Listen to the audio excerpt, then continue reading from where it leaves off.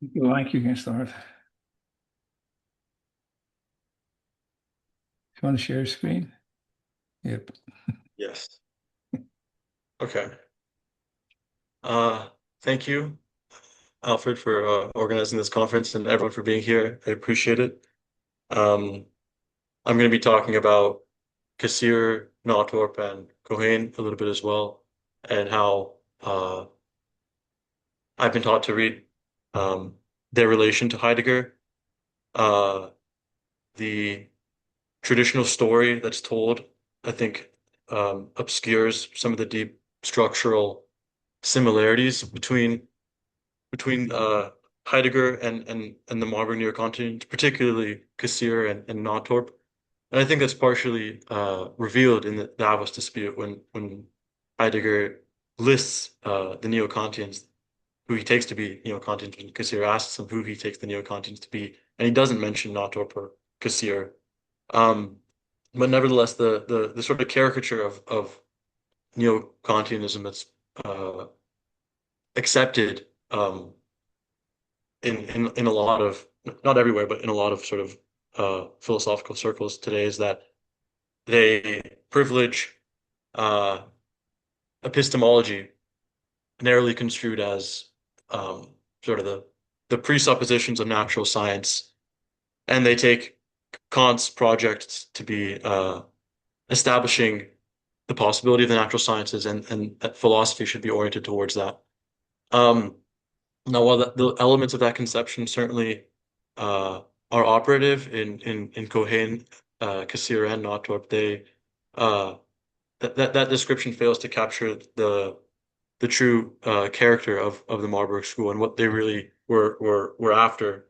And it's a description that's more fitting for real Frege and Lutze than the Marburg thinkers. But unfortunately, because of the influence of figures such as Carnap and others,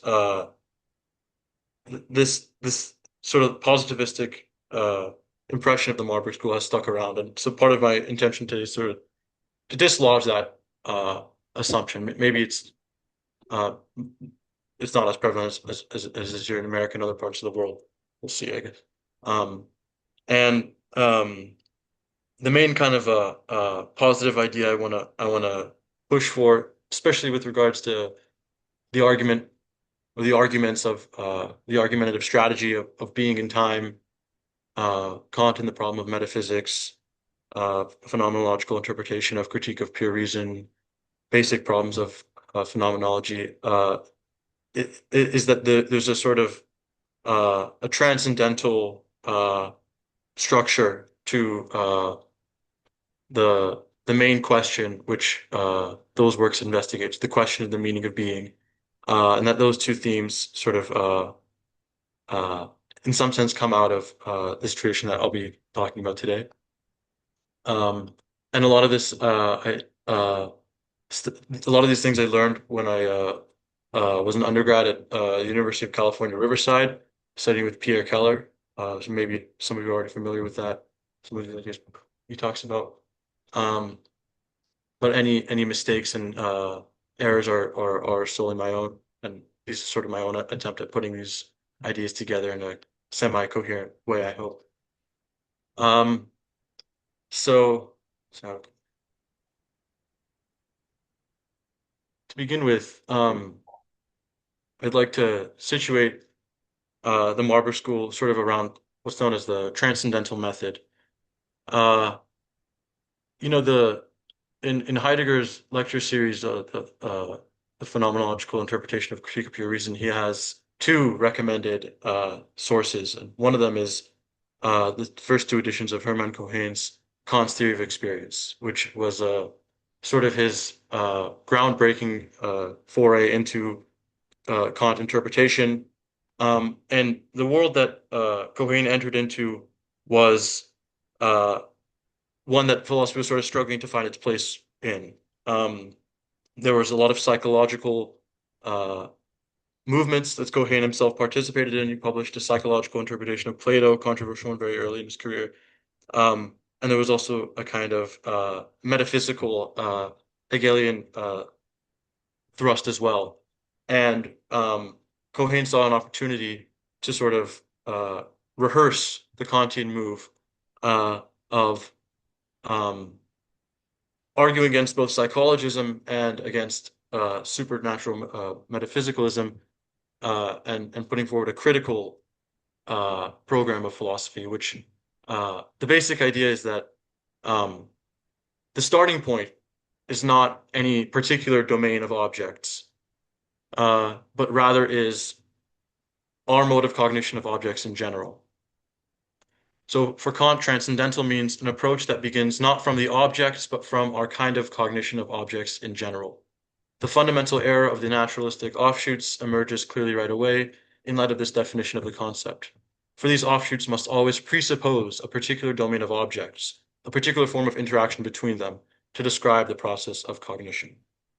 So one of the first parallels I'd like to draw here is that there's a kind of holism at play immediately in the Marburg School's reading of Kant that is structurally analogous to the holism that being in the world presents for being in time. It's that we don't begin questioning being by starting with a particular domain of beings, or this being or that being.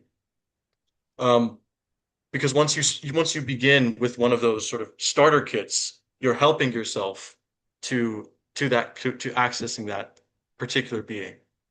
So this is an idea that the Marburg School reads as essentially Kant's Copernican revolution.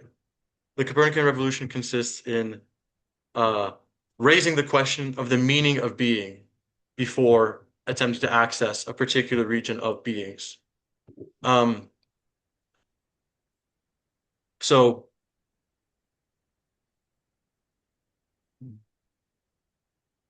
this is a passage from Cassirer's book on Kant from 1914 that expresses this idea. Thus, we see that it is not the object of metaphysics, which is to undergo fresh considerations and clarification in the critique of pure reason. It is the question of metaphysics itself, which we are to understand more profoundly than before. The old metaphysics was ontology. It began with definite convictions about being as such and attempted to press on from that basis to knowledge of the particular determination of things. The proud name of ontology, which claims to give systematic doctrine of universally valid and necessary cognitions of things in general, must be replaced by the modest title of a mere analytic of pure understanding. And ontology asks what being is in order to show how it comes to be understood, that is, how it is presented in and expressed in concepts and cognitions.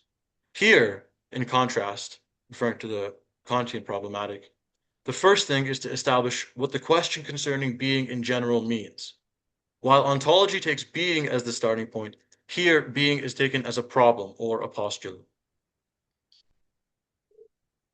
So this idea that being is a problem, and the problem is what we begin with, and in a certain sense what we will always end with as well, is central to Cohen's transcendental method. One key aspect of the transcendental method is what's known as his logic of origins. Cohen, this is a quote from Natorp, the demand for a ground or reason is in the end the following: the demand of Cohen's origin, which in the end is the expression of an originality that cannot be sidestepped by any theory of thought grounded in itself. In itself, that means and can only mean in process. So the processual giving and taking of reasons, the dialogical activity of a community of knowers engaging in critique with one another, is what the Marburg School takes logos to be grounded in. Natorp often refers to this conception as a dynamic Platonism. So he finds in the Sophist and in other works dynamic conception of the forms, where the forms, in order for them to be, they have to be known, and in order for them to be known, they have to be involved in the give and take of our interaction with them, and they have to become intelligible to us. And this is essentially the conception of reasoning and of justification that the Marburg School puts forward. That uh, becoming towards being, which he will describe as poiesis later on as well in Natorp. Um,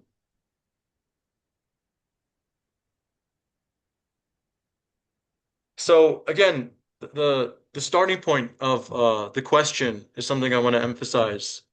So this is from Cohen's first independent work, or independent is undertaking his own system, uh, where he really wants to emphasize how Socrates formed philosophy around the question of what is it, the what is. Thus, question is the ground of judgment. One can say the fundamental foundation stone. Um, so the story that Cassirer tells in both Kant's Life and Thought, published in 1914, and The Philosophy of Symbolic Forms, starting with the first volume from 1923, is that the key move is to question the meaning of being. Um, in Kant's Life and Thought, he attributes this to Kant and the Copernican Revolution. But in the Philosophy of Symbolic Forms, he opens the first volume with attributing this to Plato, uh, which is kind of taking up Cohen's idea.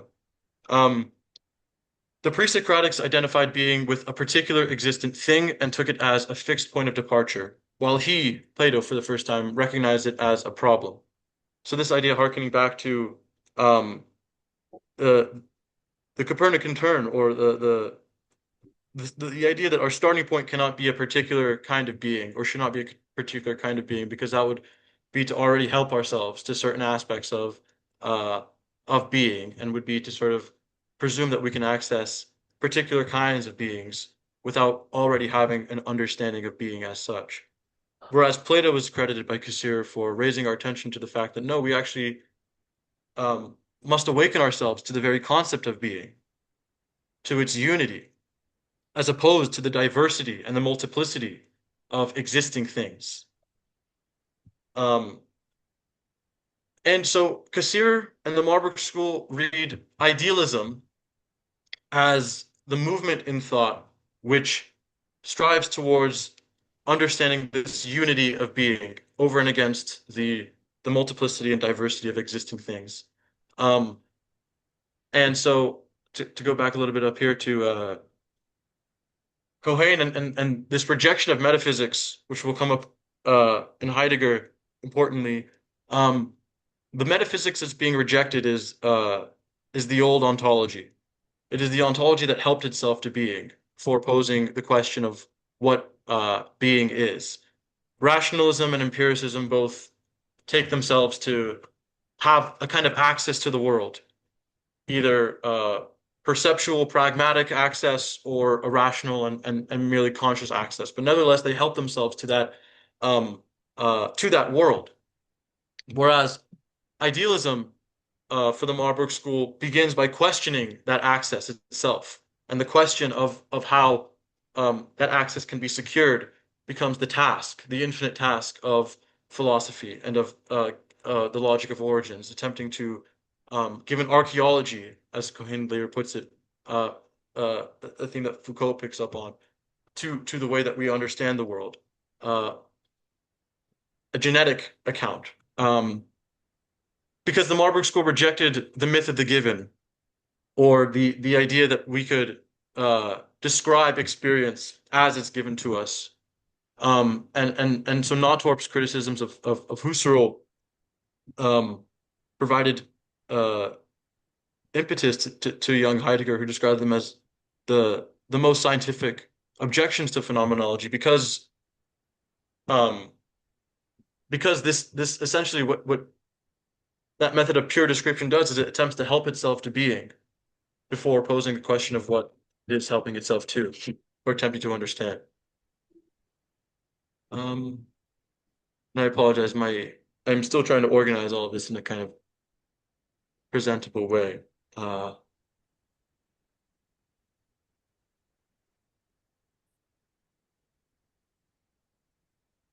So,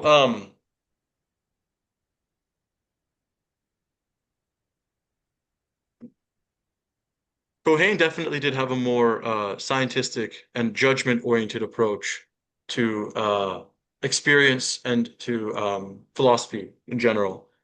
And the merits of Natorp and Cassirer, uh, especially when Cohane went to Berlin, was to sort of expand the conception of critique beyond that narrowly theoretical orientation and towards Kant's genuine intention, which was to expand it to both the practical and to the aesthetic and productive spheres uh, of our um, of our being in the world, which is actually a phrase Kant uses in the Opus Postumum as well to describe the cosmopolitan conception of philosophy.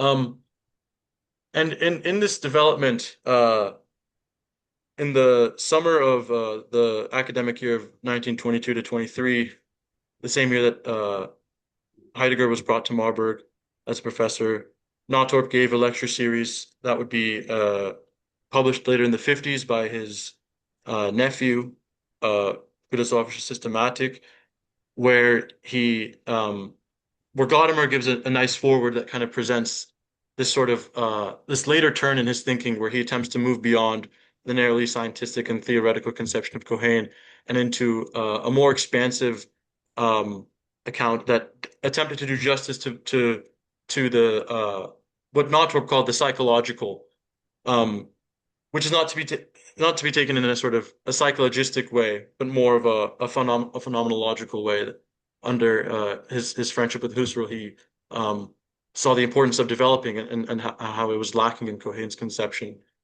Um, but this is Gadamer, who was a student of Nauthoff as well as a student of Heidegger, of course. The generalization of the transcendental problem that was meant thereby no longer limited itself to the factum of the sciences and its a priori foundations. That life which creates itself in moral action and artistic creation, in praxis and poiesis, not its objectification in the sciences of spirit, but the objectification lying in willing and creating itself, was to be comprehended together with science as a unity. The unity of the theoretical and the practical, prefigured in Kant's teaching of the primacy of practical reason, brought to execution in Fichte's Wissenschaftslehre, was to reach its full universality only in Natorp's general logic. So the general logic is Natorp's um, system of the categories that he attempts to develop in this lecture series that he really wants to provide a kind of logic of origins account of not just the theoretical sciences and how they're grounded, but also how practical willing is grounded and what he would call how poiesis is grounded, and ultimately how he wants to ground poiesis will be with an eye to the issues that he sees in the phenomenological method and how he understands how they help themselves to the structure of experience without recognizing the problem of how it must be reconstructed adequately. Um, but sorry, I get there, another kind of a more biographical remark is Gadamer does have a couple of interesting remarks about Natorp and Heidegger and their relation. I think the the fact that Natorp and Heidegger were known to go on long walks together in Marburg and got along on a personal level speaks to their philosophical relation. The fact that they had a path that they ventured on together. But I like this last sentence that Gadamer provides. Natorp's thinking, in any case, was as a whole an attempt to answer a question that Meister Eckhart had asked. Why do you go out? The answer, once again, as it was given in Plotinus, in mysticism, in Fichte, in Hegel, is to find the way home. And this is, I think, what Heidegger really appreciated about Natorp at a deep level. Um, and yes, so this is from Natorp's book on Plato, where I mentioned it before. The one believes to be answering the question concerning the concept of being by indicating something represented as a thing, as what is, without noticing that in order to posit something as a thing, as a being, one already would have to have defined being. So sort of a implicit, implicitly dealing with ontological difference. as we've seen it before as well. Um, so in the transcendental method, the question that you raised to kind of start the inquiry, they refer to as Cohen as the factum of the sciences. Um, for for Natorp, this factum became a fieri and then a facere. So it becomes dynamic and it becomes something that we come to enact rather than something that is given to us, a stock of facts that's given to us from the sciences, as the neo-Kantians are sometimes read or sometimes present themselves to their own detriment. But the given task of experience is, Nautrup describes, a spontaneous deed, in which alone something becomes event for us, where that's in quotations in a reference to Faust.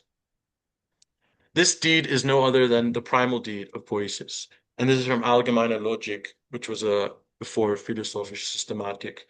But this conception is what he's going to build on in more detail in philosophische Systematik. But essentially, the a priori structure of experience that Cohen begun the kind of Marburg School with, as identifying with natural science, is being expanded um, multiple levels. And at this stage, in the early 20s, Natorp, before he dies in 1924, is expanding it to a level which really I think we see as this expansion is going to culminate in being in time, where this a priori structure um, is is is given the account that we're familiar with as being in the world, which obviously has other influences as well. But the a couple passages we'll get to shortly, I think, will kind of bring out this particular influence where the a priori conditions of all possible experience uh, are being uh, their grounds are being offered in a certain sense with an eye to how phenomena disclose themselves, which we'll see. Um, so Nato presents this later motion in his thinking as a movement beyond Kant as well, but characteristically for the Neo-Kantians, going beyond Kant is thinking with Kant. As Kant thought with Plato by thinking beyond Plato, so too the Neo-Kantians and Heidegger, in following them, believe that to think with Kant is to think beyond Kant. So it's really going beyond, but it's going through him as well. Um, but so this is a Natorp quote about, he notes that while the primacy of practical reason over theoretical reason is justified, there must be another, more radical primacy, namely that of a third, what I call the creative reason, over both theory and practice. Earlier, I emphasized that this factum must be rather understood as a fieri, not as a finished fact, but as an eternal act of becoming, a continual self-doing, for in the beginning was the deed. Um, so this continual self-doing, Act Lebendigkeit, full actual liveness, and please give me translation notes. The um the the the move that Nautrup is attempting to make is he's trying to think about how um creative reason or this productive life force that he's attempting to kind of articulate, how it could have a claim uh, to reality or to being without having it without us having to psychologically reconstruct it as either a theoretical system or as a practical doctrine of imperatives. And what he settles on, or what he kind of comes to, is that all you can say about it is sort of the that is a kind of an absolute presence, and that this presence manifests itself as Unverborgenheit, Aletheia. Um, Heraclitus speaks of the hidden harmony of the all, hidden it indeed is, from all theory that lays apart, as well as from praxis, which only strives back toward unity, but never ultimately regains it. But in itself, in the presentness of the utterly self-giving actuality, it is clearly manifest to the one who, naively trusting, surrenders to it and wholly enters into it. This unconcealment, Aletheia, Unverborgenheit, this immediate and doubtless truth of being, thus holds unconditionally for the one who is simply open and undisclosed to it. This is the moment of truth in poiesis, the analog of the theoretical within it. It's pure it is, its sense of pure affirmation against which not even the suspicion of contradiction can stand. Um, so a historical note on the translation of Aletheia as Unverborgenheit. It has its roots in Julian Marias has a nice chronology in his book on Ortega, another Marburg thinker. And he finds the earliest uh, usage of it in this way in Teichmüller, a student of Trendelenburg. But Teichmüller doesn't find any philosophical import in the translation. It's merely philological. Um, but nevertheless, that trend does stick around, and it's one that Natorp and Ortega pick up on in the teens, and Natorp, according to Kissiel, had been lecturing on Aletheia as Unverborgenheit since 1917, um, and Ortega even actually before that. Um, some Cassirer stuff. So yeah, God, Heidegger has a commemoration to Natorp, uh, right in the very beginning of the Sophist lectures. Um, there's also a nice a thing he wrote when he became chair of the Marburg philosophy department that commemorated all the former chairs, including Cohen and Natorp, where he also writes about him. But it's actually pretty hard to find detailed um, writings left by Heidegger on Natorp and Cassirer and Cohen. Cassirer, there's more because of the Davos dispute and the various um, discussions that are you can find in appendixes in their books, but there isn't really a kind of systematic presentation and uh, dealing with them, which is surprising. But obviously he does allude to them a lot. Um, but this is a something he says in the commemoration to Natorp, that today we can go beyond Kant is possible only because we were first forced back to him by the Marburg School.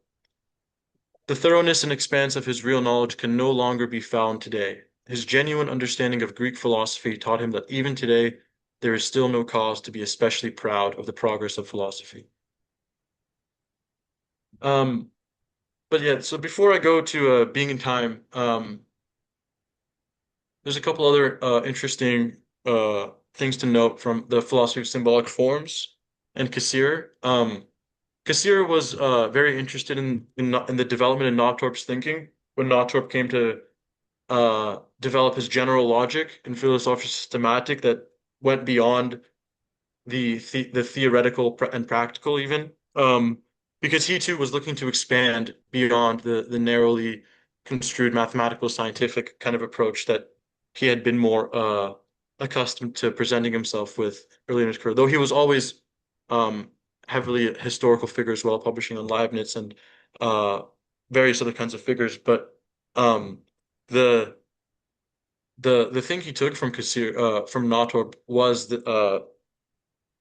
comes out in the philosophy of symbolic forms, where the function of the symbolic forms is productive in the kind of way that Natorp's creative reason was, and that what the symbolic forms do is they allow us to interact with a particular region of a regional ontology, if you will, in a way that is unified in accordance with a principle that allows us to organize things schematically and architectonically. Um, now that notion of architectonic unity is one that Heidegger really likes as well. He opens the Kant book with uh, the conception of organic unity and the limb structure of the critique. And he opens the phenomenological interpretation of Kant's Critique of Pure Reason with a quote from the Architectonic of Pure Reason on how every science needs to be based on an idea, where an idea provides the original germs solely by reason for a science to grow in an organic unity. Um, Now this organic unity that is uh, is so crucial to the way that I think both of these thinkers present their philosophies is one that Cassirer thinks is characteristic of language and really of anything that is intelligible for us. Um, so the conscious critique of pure reason is organic in this sense, of course, where the whole precedes the parts, and each and all of the parts are interdependent upon one another. Um, and I would definitely add being and time to this as well. I think each kind of uh, uh, everything that being in the world as a whole allows for the uh, the the structures to be manifest in particular ways as part of that holistic structure. So it's not a mere aggregate, but it's an organic unity. Um, but the there is an interesting discussion at the end of the first volume of the Philosophy of Symbolic Forms, where Cassirer distinguishes the absolute and predicative conception of being to the existence-based conception of being. Um, the use of one and the same word to designate existence and the predicative relation is a widespread phenomenon, not limited to any particular languages. To consider only the Indo-Germanic languages, we find that the various terms by which they designate predicative being all go back to original signification of existence, Dasein, either in the very general sense as mere presence, Vorhandensein, or in a special and concrete sense as living and breathing, growing and becoming, enduring and dwelling. And again, this is a 1923. And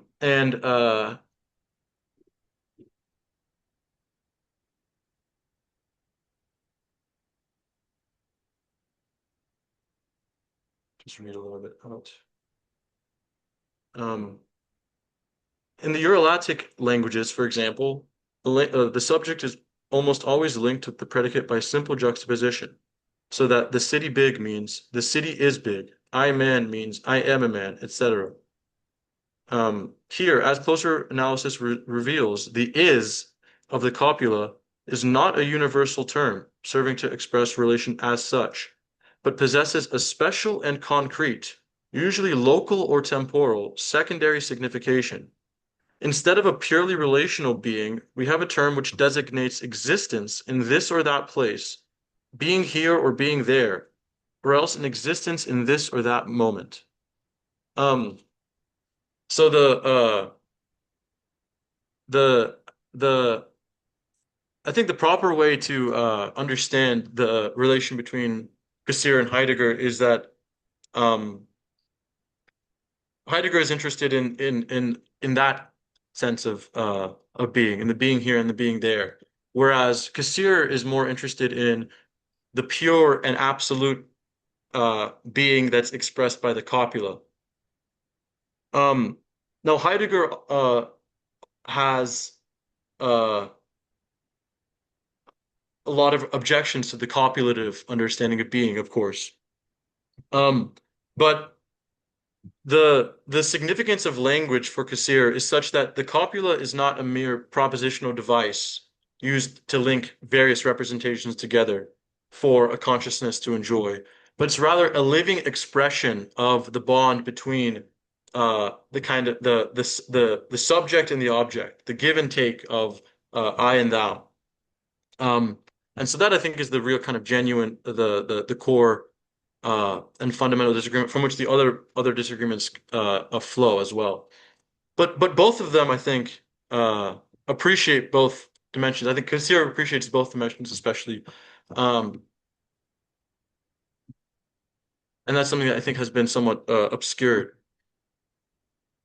So moving on now to Heidegger.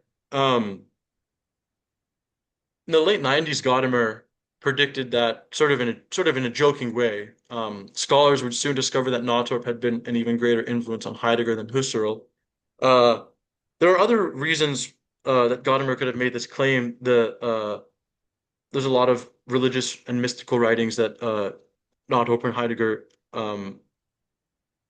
agreed upon, and they had very similar sort of thoughts in that domain. But I think the the real point Gadamer is making is that the transcendental structure uh, of the whole that precedes the parts and what we can have access to is not something that we access via kind of the descriptive method of Husserl, but rather it's through recognizing the problem of being as such in and through our own Dasein, and that starting point, the problem of being, the meaning of it, is I think what Gadamer is getting at. Um, so the actually I'll come back to that. So this is from Kant in The Problem of Metaphysics. The question of being aims, therefore, at ascertaining the a priori conditions, not only for the possibility of the sciences, which examine beings as beings of such and such a type, and in doing so, already operate with an understanding of being, but also for the possibility of those ontologies themselves, which are prior to the ontical sciences and which provide their foundations. So, of course, in the Kant book, Heidegger presents his own reading of Kant and the Critique of Pure Reason as laying the ground for metaphysics, and presents the neo-Kantian interpretation as epistemology or a theory of knowledge as having nothing to do with the critique, and instead um, puts forward this following description. But I think that again that description applies more to the neo-Kantians that aren't Natorp and Cassirer, because this question is the same question that Cassirer and Natorp raised with the same intention of providing or ascertaining the conditions for the possibility for the sciences, but also not just the sciences, those other ontologies which are prior to the ontical sciences and provide their foundations. Um, so practical reason provides the ontical sciences a certain foundation in how it allows them to set ends for their own inquiries. And Natorp would claim that that practical reason is actually made possible on the basis of creative reason, which in the moment of disclosure allows being to become an event for one, such that one can go on to set ends for oneself or something like that. Um, and then this is from the phenomenological interpretation. Maybe the through line of the presentation, I think, is this passage.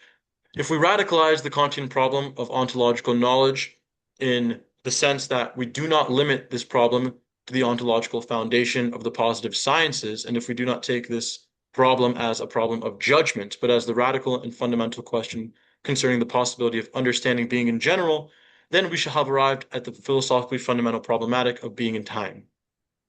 And I think following this formula, um, could be said to situate one within the problematic of being in time, and also philosophical systematic, which goes through the same trajectory of radicalizing the Kantian problem, as we saw Nauthrop describe, beyond uh, the theoretical sciences and judgment, and towards creative reason. Um, Although that's obviously it's not the exact same in being in time. Fundamental ontology is not the exact same as Northrop's creative reason. Um, After the Davos dispute in the early 30s, Heidegger would come to adopt um, the understanding of idealism put forward by the Marburg School. This is why philosophizing concerning the being of beings is idealism. This title, as the indication of a certain direction, as not as the indication of a certain direction or a standpoint of epistemology, but rather as the designation for the basic approach to the question of being, and thus of what lies on this side of all vulgar and of all so-called epistemological parties.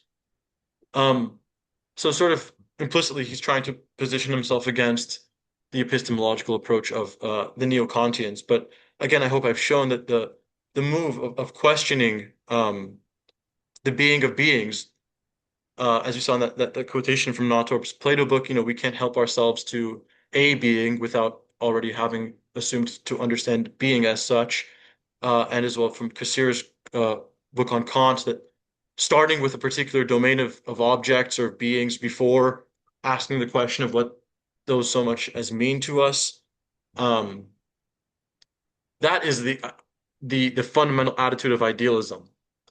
Um, and as Heidegger here says, but rather as a designation for the basic approach to the question of being, um, that I think is the is exactly how Cohen understands idealism. Go back here, and this serves well to kind of juxtapose their battling conception of metaphysics. But from the perspective of method, therefore, idealism opposes everything that is called metaphysics. This opposition cannot be reconciled. One might think it could be understood by comparing it to marching in parallel, like using different means to the same end. This conciliatory view is not valid. It is dangerous. The different means contradict one another. Um, Metaphysics is a deceptive imitation of idealism in that it relates to thought insofar as thought is subsumed under the general concept of consciousness. Um, so for the Marburg School, metaphysics is sort of is always the old ontology. It is always the kind of attempt to access being and present it to consciousness in universal terms, uh, without first examining its own tools for doing so. Um, Whereas in Heidegger, the question of metaphysics is it's accepted, of course, that Kant does away and demolishes the old ontology, but it's with the intention of orienting us towards a new version of metaphysics, uh, surrounded on the finite human and how he schematizes the world according to the categories. Um, but so I mean, there's a lot to say about the disagreements, these radical disagreements on intuition too, on the particular interpretations of the Kant with regards to imagination, schematism, symbol, uh, and but really, I think the main point is that the any disagreements that are had have to be understood as emerging from this um, actually quite uh, harmonious starting point of the question of the meaning of being. Um, and then to end with a poem. I forgot to end the quote, but I like this poem from Heidegger. More questioning to question, until the question is not how close to the familiar the answer may be found, but rather the question itself is the answer. Calling the restraint of holy names, naming the owning custom, in the foreseeing saga, words that bear before the secret of being. The question itself is the answer. Um, the the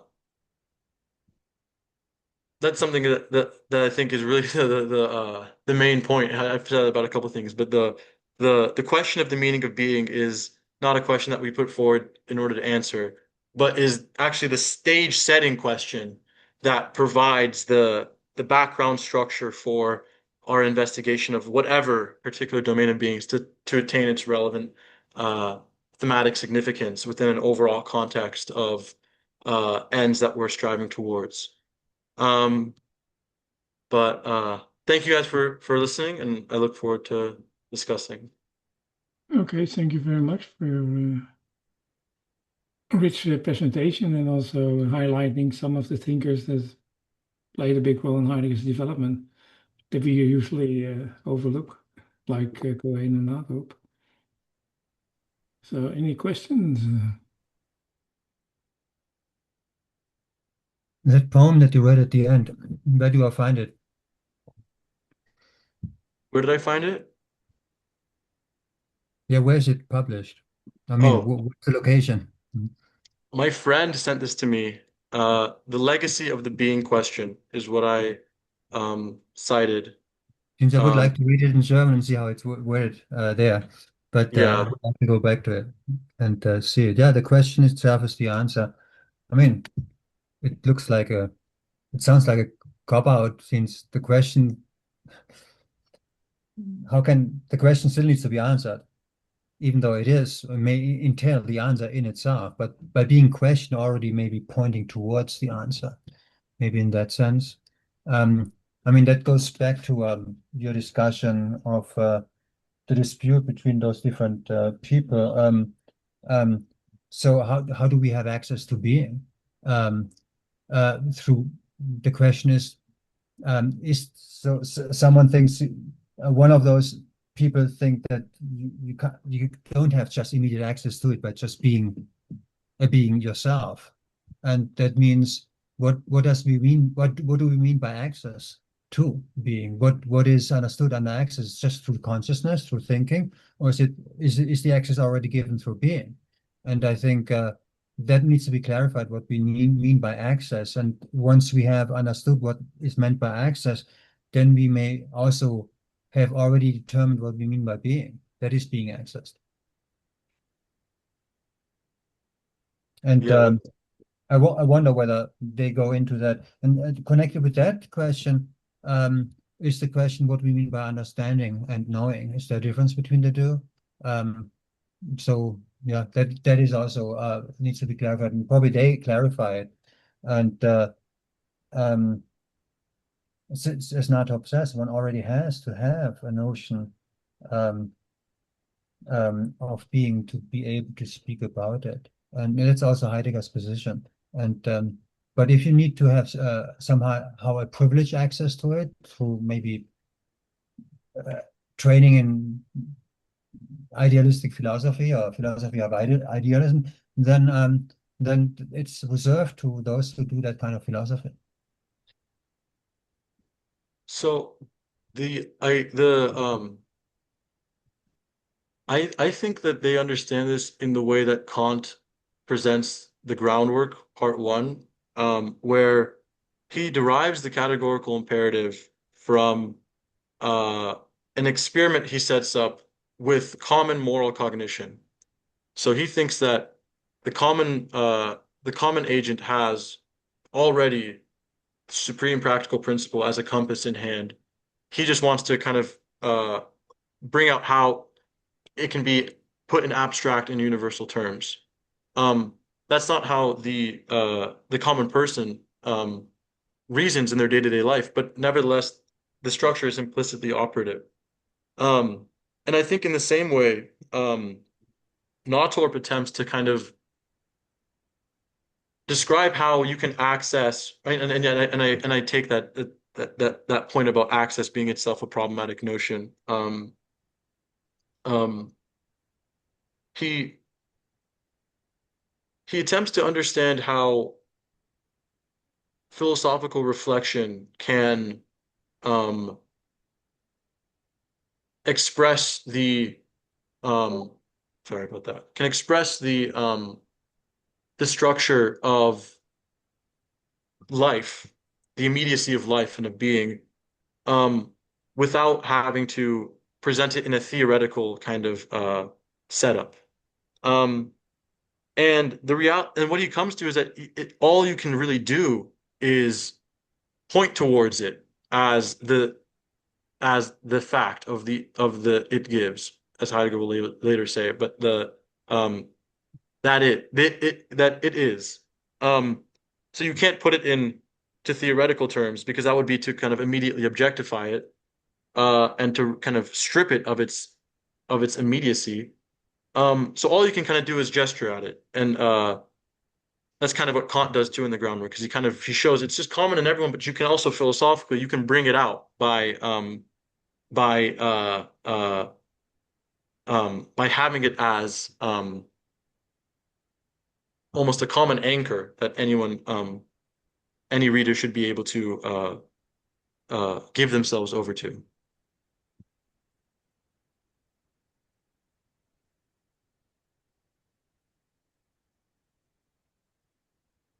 So when you brought in the categorical imperative, maybe an analogy to being itself, that we somehow all have already notion of. So are you suggesting that according to Kant, we already are operating based on the categorical imperative, but it still needs to be spelled out in order to make it an imperative conscious to us so that we can actually abide by it and then create laws based on it and make being together or the polis, as Plato would say in the Republic, possible.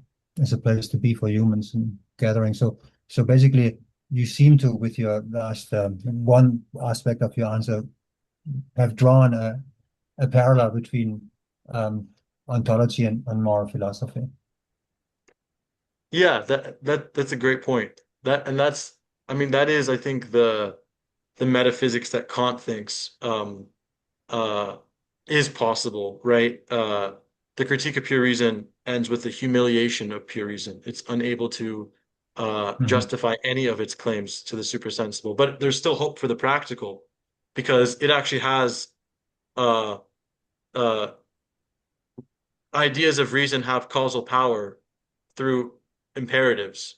So yeah, I think the analogy is completely justified in that the uh and I think yeah, I mean I think Heidegger actually says this in the uh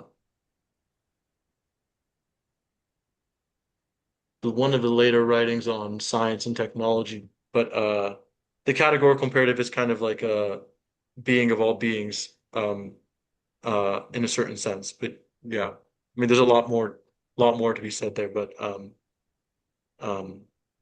I really like that connection, yeah. That's a nice point to stop the proceedings for this evening. Yeah. Thank you very much. For It your was great. participation. Thank you. So it's done for today, and then tomorrow we start again, but then at 2 and not at 3, so it's an hour earlier. So six presentations tomorrow. I wish you all a pleasant evening, or if you're in a place in the world where there's more time, also a pleasant afternoon. And I hope to see you then tomorrow if you have time to stop by on a Sunday. Take care. Thank you.